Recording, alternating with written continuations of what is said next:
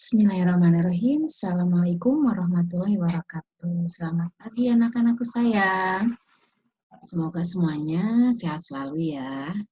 Jangan bosan-bosan ya pelajaran IPA. Perkenalkan. Kok perkenalkan sih? Kan kalian udah kenal ya. Ini saat kita belajar dengan Ibu Ida Widiawati ya.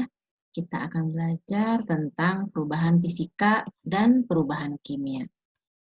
Kira-kira apa ya perubahan fisika dan perubahan kimia? Kalian bisa buka ya di buku paketnya, kalian bisa buka bab 3. Oke.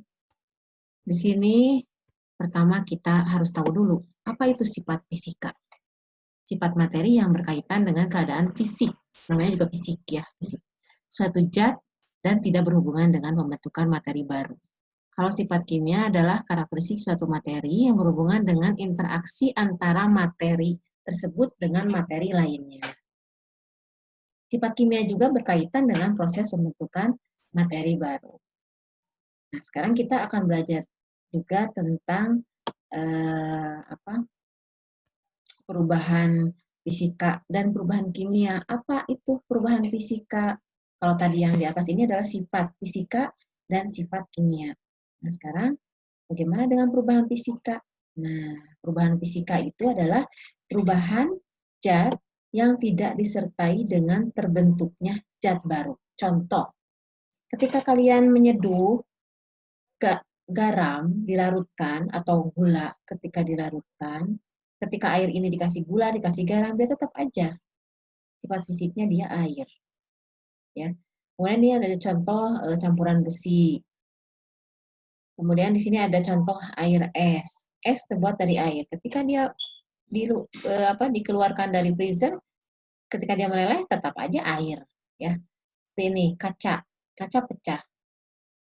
Dia ketika kita potong-potong tetap aja kaca gitu ya, nggak berubah jadi tiba-tiba jadi plastik gitu, itu kan nggak mungkin. Tapi di sini bentuknya ada perubahan nggak? Bentuk fisiknya sih dia berubah ya, dari tadinya membeku kayak es ini kemudian dia mencair. Tapi kalau bentuk zatnya tidak terbentuk zat baru, tetap aja air ya. Nah, kertas juga di sini, kertas dipotong. Ketika kertas dipotong-potong kecil, tetap aja kertas. Kertas nih, kita potong gunting-gunting, potong kecil, tetap aja kertas. Ya, meskipun bentuk fisiknya berubah, tapi tetap zatnya tidak berubah, gitu ya, tidak membentuk zat baru. Itu maksudnya.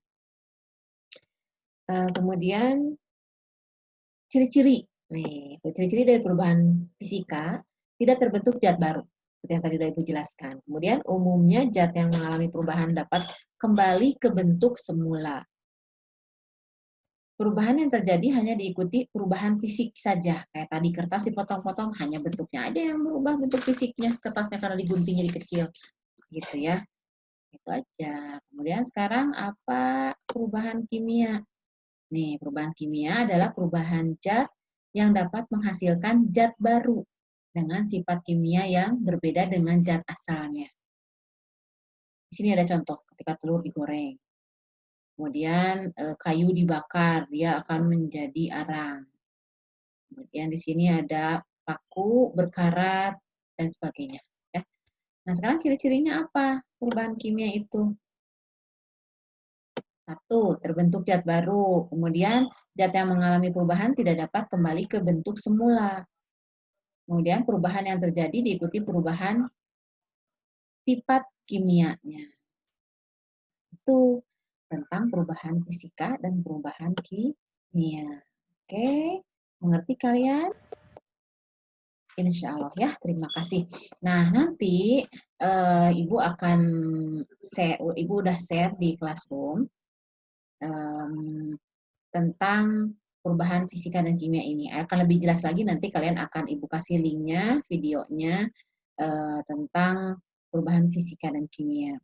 Dan nanti kalian akan Ibu share juga di tugas LKPD-nya. Kalian isi aja, setelah diisi jangan lupa masukinnya lagi ke tugas Classroom biar Ibu langsung nilai ya. Jangan kalian tidak mengumpulkan. Oke, sekian dari Ibu untuk pertemuan kali ini. Semoga kalian sehat terus, tetap stay at home ya. Jangan kemana-mana. Oke? Assalamualaikum warahmatullahi wabarakatuh.